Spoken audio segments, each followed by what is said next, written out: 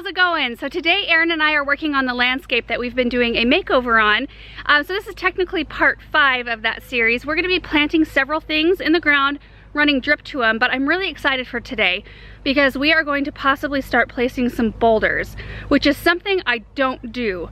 So this is gonna be stretching for me and a learning experience. I think what we're gonna do first is head down to the rock yard and just look at our options because there are several different finishes. We may buy one rock, something that Erin and I can lift by ourselves, take it up to the garden and kind of place it a little bit, see if we like the color, and then kind of figure out what sizes we need and go from there. So I don't expect that we'll actually place all of the rock in today's project, but at least the one, so that we have kind of a track to run on. And then at that point, we actually talked to the people down at the rock yard and they can deliver the rock and actually place them for us. They have the ability to go like 20 feet with their machines, which is super helpful. So anyway, I'm looking forward today. I think it'll be interesting. So I think we're gonna head down to the rock yard first.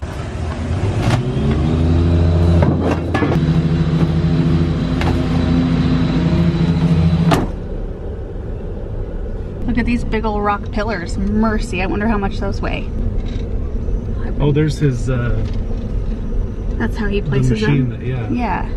Oh, that's interesting. So he said there's a 20-foot reach, right? Yeah. Wow. Be kind of fun to operate that. Yeah. We're not going to be able to carry any of these rocks ourselves. Not even a small one. I am Hercules. Okay, so second thought, these rocks and the rocks that we're going to be using in the landscape, I thought for sure we would be able to just the two of us lift one up and place it. But I don't think that's gonna happen. Well, I'm sure they have some tiny rocks that we can use, but I don't think that's what you want. No, we kind of want some bigger rocks. Yeah. So we're gonna hop out and take a look anyway, and then maybe you guys can help us decide. Like there's a few different options of rocks here, so let's take a look. Okay, so over here we have granite boulders and marble river boulders. These are really pretty. They do have a lot of orange in them, which I love this one right here that looks a little bit more brown and gray. I don't love the colors of these. They're just a little bit too light, especially with the dark color of mulch that we like to use. This one's also really nice. That looks like you could engrave on it. Hey Erin, how about this one? How much do you think that weighs? 1,000. That's a huge rock. I like the color of that one though, and the color like of the smaller one right here, as opposed to the more orangey. Yeah. So these are much lighter weight-wise, so they'll be less expensive. They are lighter colored as well. What do you guys think of that? A lot more smoothness to these two. These are much more like smooth-sided and like jagged, and I'm not sure that's exactly what we're going for. See, if it were me and I was putting rocks in the landscape, I would put all of these mossy ones in. Look at how gorgeous that is. Well, I feel like that was a successful trip, even though we didn't pick out any specific rocks. They were so big though. They were big. I do think we need to do some big ones, especially like in corners, and then maybe like right in the middle, maybe, of like the front run. I don't know that that landscape can handle more than like 3 rocks. I honestly think that you should get like 3 rocks and call it good. That's a good place to start. 3 like medium-sized rocks, because I don't think it can support any big ones. I think similar to what they had, maybe just a hair small. Or I think they honestly have what you need. I think you could just get 3 of the smaller ones that they've got and just put them in there. And if you need more, you can always go back and get more or have them deliver more. True. I mean, he's probably right. That's my opinion. He's probably right. If we start by only buying like 4 rocks instead of 7 or 8. So where would you put 4? Well, we can go up. Let's go up and take a look. Okay. And talk about it. All right, we're here. The first thing you'll notice that I wanted to point out is that the black lace elderberry is gone. They had that removed recently. So we'll be able to kind of rethink this whole front flower bed area, but you can sure see the lines a lot better now that that's gone. It was just such a monstrosity of a shrub right there. It's kind of fun that we get to develop this whole area. I wasn't expecting to be able to do that. So all the plants are looking decent. I mean, you know, we planted them when it was really hot outside, including that little patch of sod, which should be okay, you know, so long as it gets enough water, it'll probably bounce and start growing. But you know, that's what happens when you plant things when it's really hot. Things, you know, as long as you give them enough water, they'll hang in there, but they won't look prime until the following year once they've rooted in a little bit and they're not having to try to adapt to being newly planted and trying to handle all the heat. But look at the hibiscus. hydrangea, another blooming hibiscus. That's encouraging. So initially I was thinking it would be really fun to have a rock, maybe one or a grouping of two right here in the front corner. So as the pine grows, it can kind of grow into the rock and look really natural, and I can plant some grasses around it. I'm also thinking possibly a rock up in here, and then maybe right in here or right here kind of next to the spruce. And then definitely one or two over here in this corner, like in here and there, and then possibly back there. So what is that? 1, 2, 3, 4, 5, 6, 7. 7, Aaron.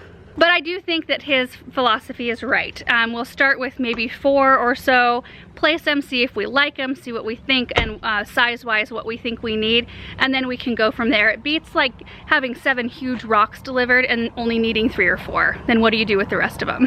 So what are we planting?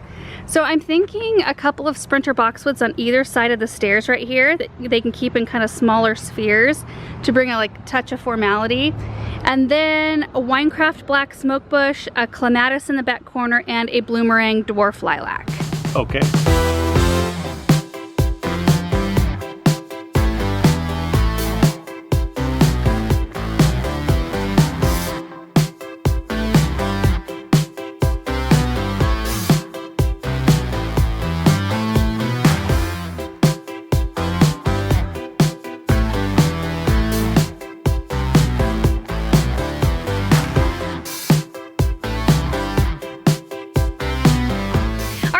Put 8 plants in the ground today of 5 different varieties, so I just want to walk you through each one of them, show you where we put them and kind of our thought process behind it. Now none of these have any color on them in terms of flowers, so any of the varieties that typically have flowers on them, we'll go ahead and throw some pictures up on the screen so you can kind of visualize what it will look like. It's just, here's the thing, in the middle of summer when you're picking out plants, oftentimes when they're in their cans, they don't behave the same as they will once they're planted in your landscape and they're acclimated and they're getting proper water and they're not stressed. So oftentimes when you go to the garden center this time of year, things may look a little bit like not like it would look like in your own garden, so you have to use a little bit of imagination. So anyway, let me give you a little walkthrough tour. So first of all, in this flower bed leading up kind of to this sidewalk, I put 3 Senorita roses, which are new this year, and they are so pretty when they're in bloom, oh my word. So they start off kind of a soft orange color, and then they age with some golden tones to them, and they grow about anywhere from 3 to 4 feet tall and wide. So I did give them quite a bit of space. I don't plan on putting anything else in this area. They can just kind of grow up and do their thing, and you do not have to deadhead this variety in order for them to keep blooming through the summer, which is also really important if you want somewhat of a, you know, low maintenance landscape. We are still planning on putting, you know, like I said, the stone in here and maybe a grass in here as well, so that's why this area is still kind of blank, but I'm really looking forward to this right here, and they like full sun and they'll get it right there. The second thing are these 2 sprinter boxwoods. Now one of them is in the shade right now in the morning, but it'll get afternoon sun. This one gets quite a bit of sun through the day, but the beauty of boxwoods is they can handle either sun or shade, and they usually like either situation just perfectly fine. And I thought it would be fun to have a little evergreen, you know, weight right here. Just a nice little evergreen sphere at the bottom of the stairs. I know she's working on her pots right now, and she'll put those back up there. So it'll give a little bit of winter interest, as well as a little tiny bit of formality right up here by the doorway, and some balance, because we will be filling in, you know, there's Coreopsis here, which has more of a cottagey feel, which is what the rest of the landscape will probably be kind of morphing into. So it's good to have some structure plants every once in a while. Next up, kind of right along line with the purple haze butterfly bushes, is this Winecraft black smoke bush. I'm really excited about this smoke bush because it stays way smaller than the older varieties that just get, you know, like 12 feet tall by 12 feet wide. This one is a zone 4 through 8, and it grows about 4 to 6 feet tall and wide, which it's in a 6 foot wide flower bed right now, so it can grow to its full potential without needing to be pruned, unless you wanted to keep it a little smaller, or if it just naturally stays on the smaller side. But I thought it would be pretty to have this deep red foliage next to the kind of gray green of the butterfly bush and the deep green of the pine in right there, and we will be filling in with some other things here. Couple other things that are awesome about the smoke bush. You can see kind of what the foliage looks like when it emerges. It's kind of a brighter color, and then it deepens to like this purple black. And it also turns bright orange in the fall. So it'll be beautiful fall interest right here, not to mention the fact that it gets those kind of wispy smoke looking flowers in early summer. I have one of them in my yard and it's doing fantastic. And the last two plants are in this corner, starting with the Dwarf Purple Bloomerang Lilac, and this is a really small growing shrub. So it only grows about 2.5 to 3 feet tall and wide. It's a zone 3 through 7, so extremely winter hardy. But the cool thing about the bloomerangs is that they bloom in spring, and then it's a good idea to go in and just kind of remove those spring blooms, and then it'll bloom again midsummer through frost. And you can see that it's starting to put on some blooms right here, but I thought it would be a really sweet spot of spring color most of all, but the fact that it produces blooms throughout the season is really wonderful as well. And the last one is tucked in right back here in the corner. This is called a Sweet Summer Love Clematis, and it produces like kind of cranberry purple flowers, and they're fragrant. And this clematis is a beast, you guys. It grows like 10 to 15 feet tall by 6 to 10 feet wide. So we tucked it in the corner so it could kind of scramble along this fence. And I think the thought is to put an arbor in right here with some climbing roses. So won't it look so sweet to have a clematis that blooms summer through fall and is on this fence to kind of soften the look back here.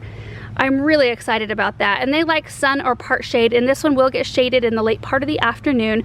I did leave this one exposed too because I just wanted to remind you guys how we ran the water in this area. We just have black poly running just one line through the whole flower bed, and then we just punch in with a 1 gallon emitter and run a 1/4 inch tube to the root ball of each plant. And then we cover them all with mulch so you can't see any of that stuff. So here's a view from the back corner. You can kind of see the lines of the flower beds and how the plants are starting to like fill in this space. It looks really pretty, and I'm really happy with how the plants are doing based on the fact that we tackled this project so late in the season when it's so hot. It can be really stressful on plants to stay looking nice. And then like I said, this grass patch should start to green up and fill in once we start getting cooler temperatures in the fall. I know it looks a little bit sad right now.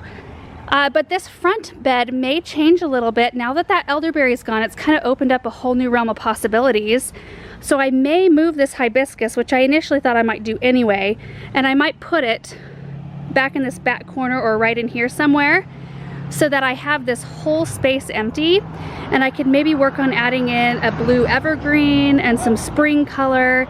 I don't know, I'm just really excited about it. So I think that's it for this video. We just wanted to make sure that we brought you along for every single step of this landscape and kind of how it's coming together. And I have to say that I really like doing it in smaller sections, you know, just planting a handful of plants here and there, because that's most of the time how we do it. We don't typically tackle an entire area and get it done all in one fell swoop. So this has been really fun to just be able to talk about each one of the plants and go slower. So I hope you guys are enjoying it, and we will see you in the next video. Bye.